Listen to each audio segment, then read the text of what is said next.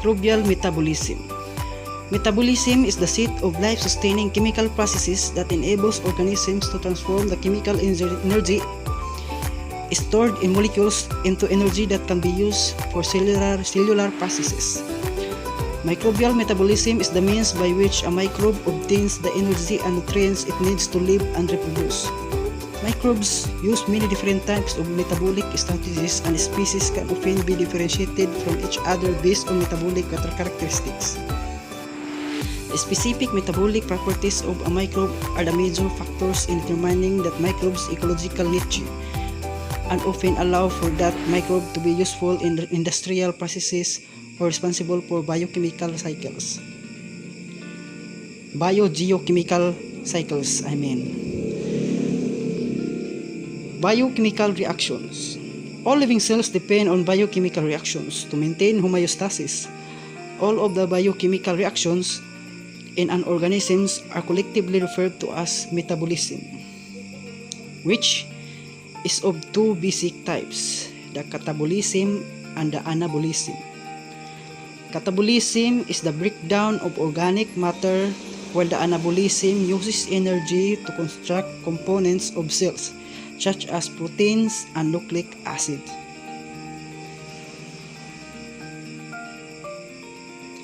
Metabolic pathways. Most biochemical reactions are part of a series of reactions referred to as metabolic pathway. It takes multiple reactions to make an end product. Pathways can be catabolic or anabolic. Each reaction is catalyzed by its own enzyme. Enzyme control. Biochemical reactions can be controlled by changes in enzyme activity, which can be influenced in several ways.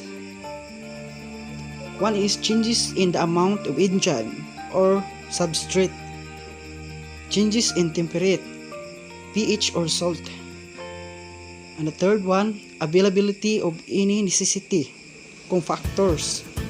The fourth, effect of inhibitions.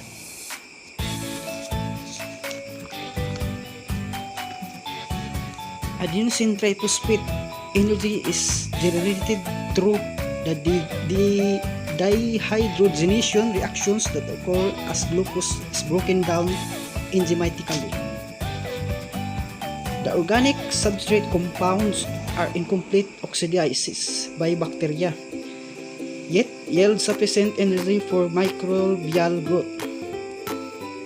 Glucose is the most common hexose used to study fermentation reactions. ATP also preferred source of usable energy for all cells. Breaking band of third phosphate releases ideal amount of energy. This is why organisms convert food energy to ATP energy.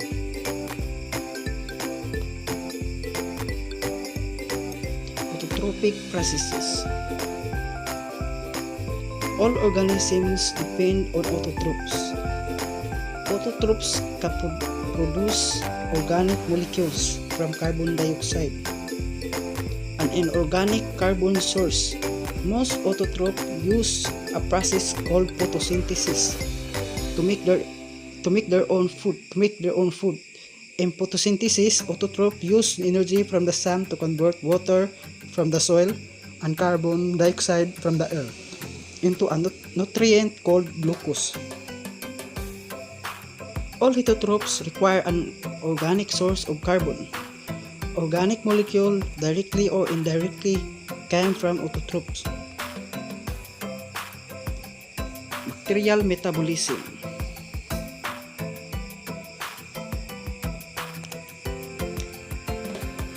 So now let's talk about bacterial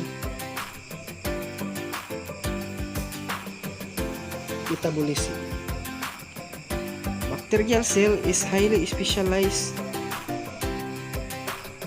bacterial metabolism. So now let's talk about bacterial metabolism.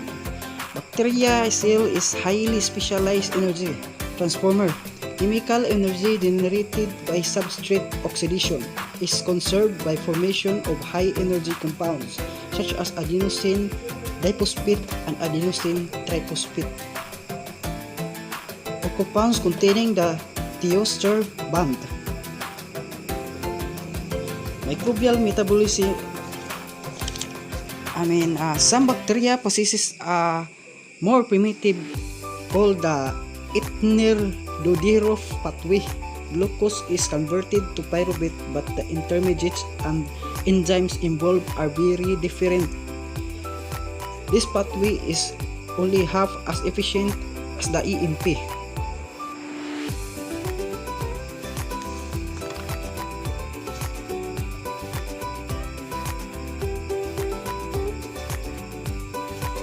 Microbial metabolism are very important. For example, the fermentation industrially and are used to make many different types of food products.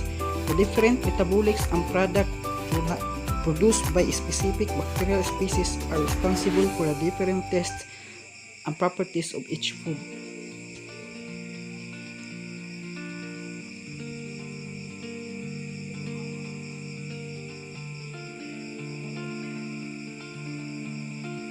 That's all.